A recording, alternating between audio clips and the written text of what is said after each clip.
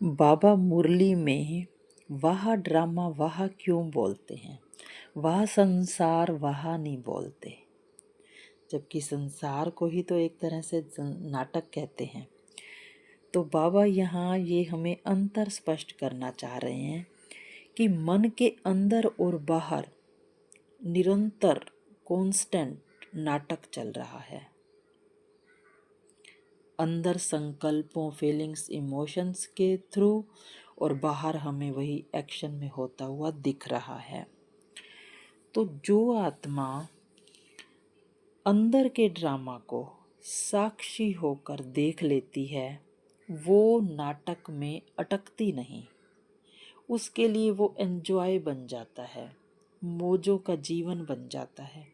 और जो आत्मा अपने अंदर के दृश्यों से, फिल्म से, सीन से अपनी पहचान बना लेती है, उसके लिए वो संसार बन जाता है। अब संसार को तो कहा ही गया है दुखदाई, संसार दुखों का घर है, नानक दुखिया सब संसार।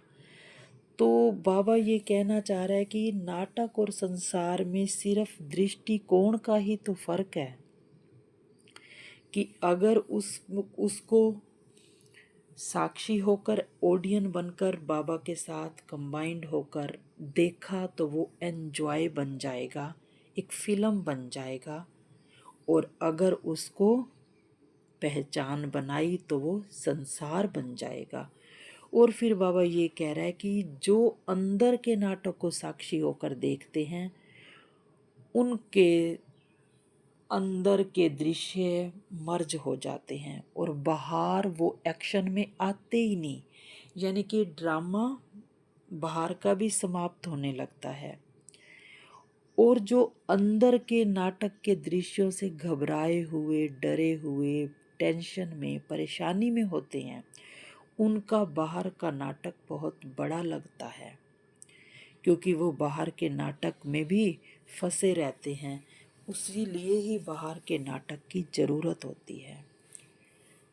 और जो पूरे सृष्टि चक्र को संगम युग पर संकल्प और विकल्प को साक्षी होकर देख लेता है, वो जीवन मुक्ति का आनंद यहीं पर ही कर लेता है। ओम